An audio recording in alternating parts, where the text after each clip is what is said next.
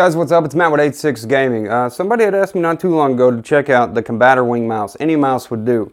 So I went and I picked out their $12 little budget mouse, and I wanted to check it out and see what I thought. At first glimpse, and I'd like to say some good things before we move on to the things that really let me down because I'm highly disappointed.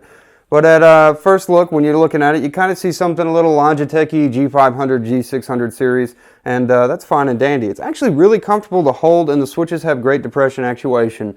They're comfortable to use. I'm not sure what they are. One would assume Huiyu switches for as cheap as it is and not Omron switches. So you're looking at $3 to $5 million again versus $20 million from a good quality Omron switch. The scroll wheel is nice. It's kind of got this metal on each side with a piece of plastic that illuminates. Your DPIs you can change through, and they'll change to green, red, blue, purple, all indicate with different DPI settings. The DPI settings are a lie. The specifications about this mouse are a lie. The sensor inside of it and its capabilities are a lie. And that's where I take my biggest issue from. So why don't we roll into looking at a few things about it real quick, and you can decide for yourself. Is this a bad mouse for $12? No, if they would have just told the truth about what it has. Every test I've done on it, everything I've looked at, and as far as how old the technology is, it's not even a gaming sensor. When was the last time you guys heard of Agilent? They get rid of their mouse sensors and everything. They sold it to Avago back in 2005. So Agilent wasn't even relevant anymore. Agilent hasn't been relevant for a long time. They became the ADNS 5050 sensor, or the Agilent 5050 sensor, when Avago took them over. Then Avago got rid of their stuff in 2009 to Pixart and let Pixart start branding things. So the fact that I even see Agilent as the sensor on here is just like, wow, how old are you going to put stuff in there? At least go with something that might be old but still more relevant to the community, like the 3050 sensor. Anyways, so let's just talk about a few things before I go off on tangents here. We'll take a few looks at the mouse. It looks nice. It feels good. It has a great weight. A braided cable. There's no customization, no GUI, just a bunch of marketing lies, really. And let's talk a little bit about that now. Let's talk a little bit about the sensor first. One of the problems that I've had when it comes to this sensor is they sort of tell you that you're looking at this 3800 DPI optical sensor. Further in the description, it then says that you're looking at a 3800 DPI laser sensor. This is not true at all. This is a complete fallacy, as this sensor, the Agilent 5050, isn't quite capable of that. The 5050 was expected to go somewhere around 1275 to 1375 regular at the highest DPI setting, which is exactly what I found in my test when I was testing this. The CW90 mouse here is actually what this model is, if I haven't mentioned that yet, was listed saying 3800 DPI optical and then laser sensor, so I thought maybe it's a laser guided optical sensor. However, that wasn't the case at all. My testing kind of concluded with this too, that your polling rate, using mouse rate checker to check the polling rate, the signal speed that it was sending from USB to device back to USB, the amount of time it took to transfer. They advertised it as polled at 1,000, and this just wasn't true either, because as I was looking at it and checking it on mouse rate checker for accuracy on that statement of 1,000 hertz polling, it comes to be only about 500 hertz polling, which is fine if they would have just said that. I mean, it's better than 125, right? You get a little bit of some truth there. It's halfway true, I guess, if you want to say alternate facts.